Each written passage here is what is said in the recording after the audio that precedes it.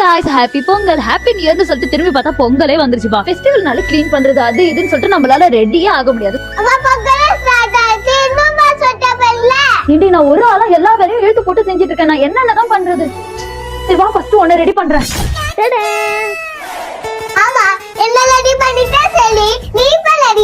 அவ்வளவுதானே, 5 நிமிஷத்துல ரெடி ஆகி வரேன் பாரு. நான் ஒருத்தியா எல்லா வேலையும் செஞ்சுட்டு இருக்கிறதால சலூன் போக டைமே கிடைக்கல.